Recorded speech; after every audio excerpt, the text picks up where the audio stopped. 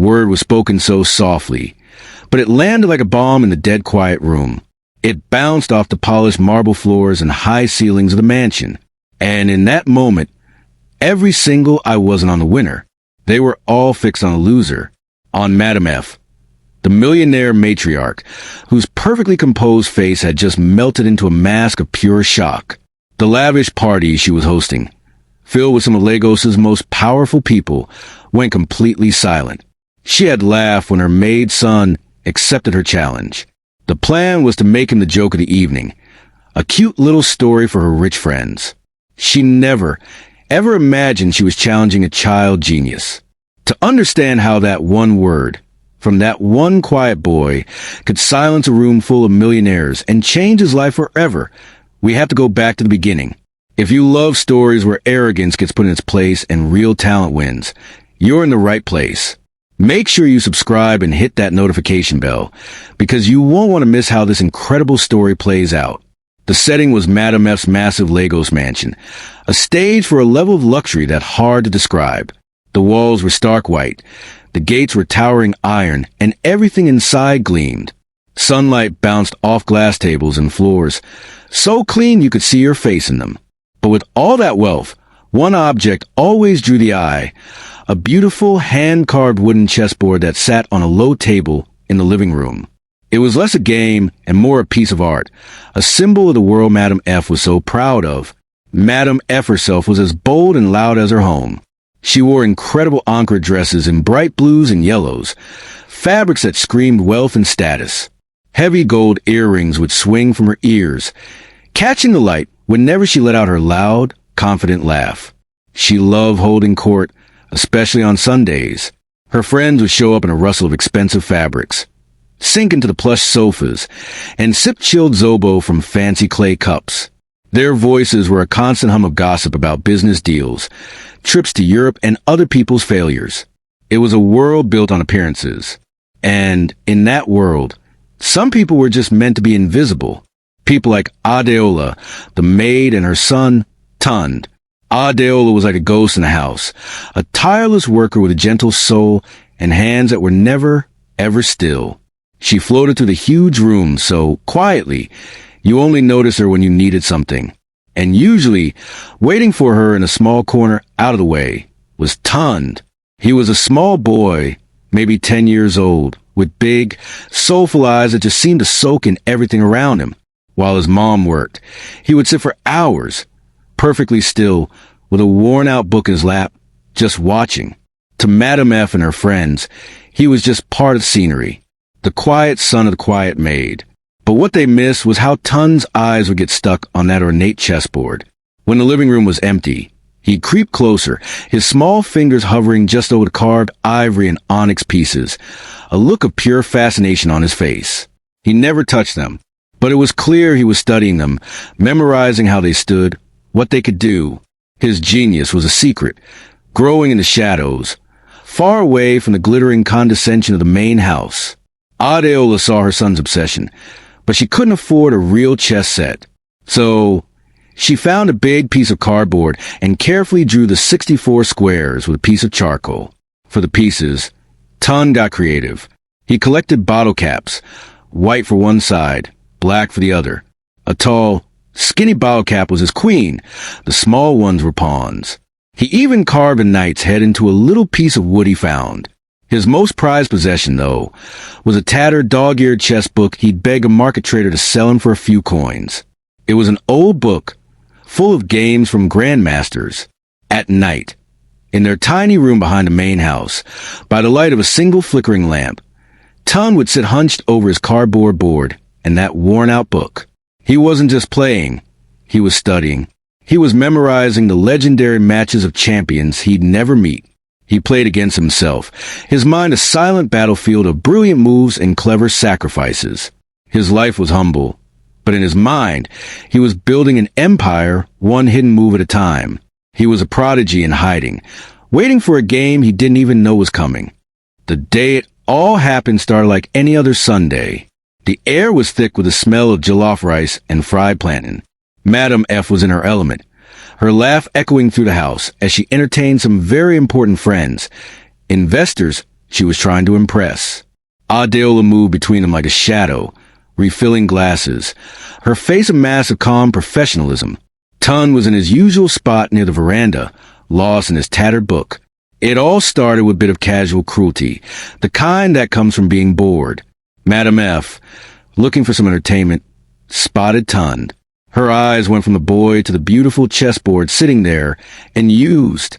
A wicked, theatrical idea lit up her face. "Adeola!" she shouted, her voice slicing through the party chatter. The room quieted. Adeola rushed over, nervously clasping her hands. "Your boy," Madam F said, waving a hand toward Tund. "He's always staring at my chessboard. Does he even know what it is?"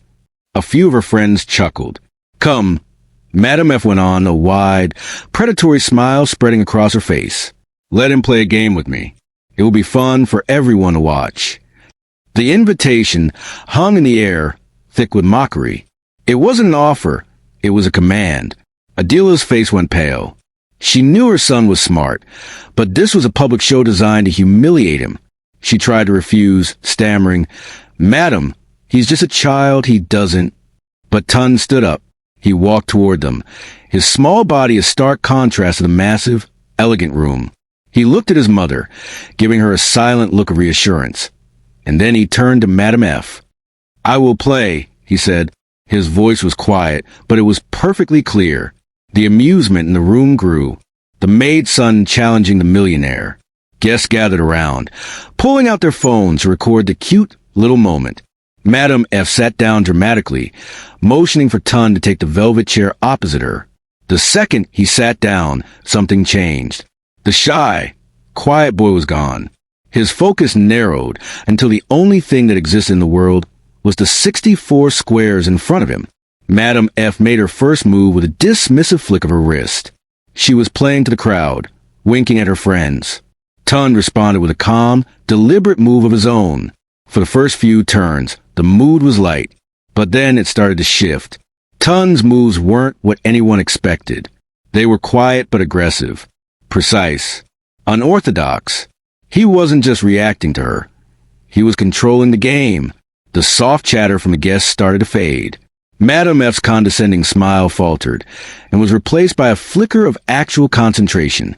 She leaned forward, her gold earrings swinging. It was the exact moment she realized this wasn't a joke. Tun sacrificed a pawn, a move that looked like a beginner's mistake. One of her friends let out a little laugh, but Madam F didn't. A flash of panic appeared in her eyes. She had seen the trap, 3 moves too late.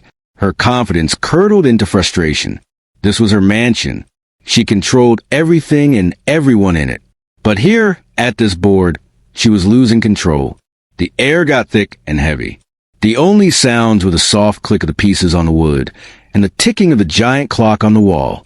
Tun was a silent storm, taking apart her defenses piece by piece. He took her knight, then a bishop. Her friends weren't looking at their phones anymore. They were staring at the board, their faces stamped with disbelief. Across the room, Adeola was frozen by the kitchen door, her hands clenched so tight her knuckles were white. But underneath the fear in her eyes, a fierce, brilliant pride was starting to dawn. She was watching her son, a boy with a cardboard chessboard and bottle cap pieces, systematically trapped, one of the most powerful women in the city.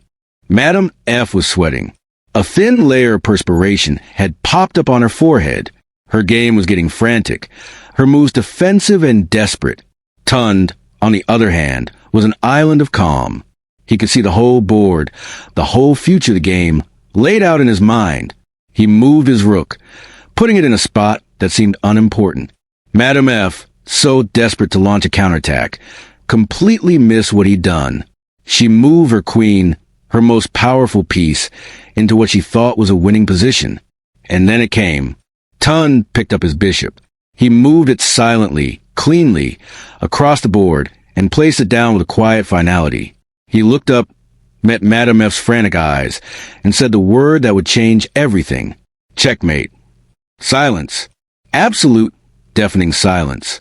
The ticking of the clock suddenly sounded like a drum. Madam F just stared at the board, her mouth hanging open. Her king was trapped, defenseless. There was no way out. The game was over. She, the untouchable millionaire, had been publicly and completely defeated by her maid's 10-year-old son. Her friends were frozen, a collection of stunned faces. The humiliation was so thick you could feel it in the air. For a long moment, Madame F just sat there as a deep, burning blush of embarrassment crept up her neck. Then, something unexpected happened. She looked up from the board and really looked at Tun, at this small, quiet boy who had just destroyed her. She saw no pride in his eyes, just calm intelligence. And in that moment, her arrogance just shattered. She slowly pushed her chair back, stood up, and began to clap. It started as a slow, lonely sound, but it broke the spell.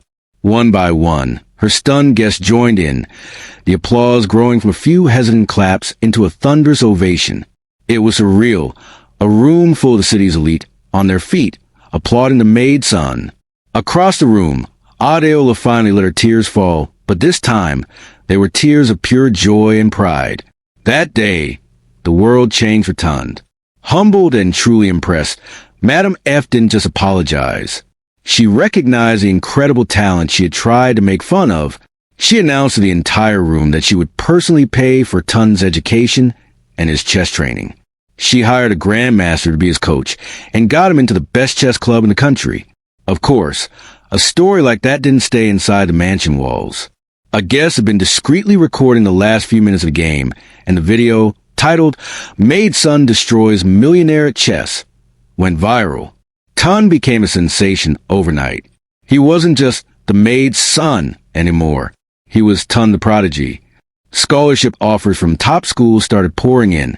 The boy who learned to play chess on a piece of cardboard was now a celebrated genius. In that house, Madame F became a different woman. A little quieter, a little more humble. The beautiful chessboard is still in the living room, but it's not just a decoration anymore. It's a monument. It's a reminder that talent doesn't care about money or status. And that day proved that greatness can come from anywhere, even from the quiet boy in the corner, just waiting for his turn. And sometimes, all it takes is one game to change a life forever.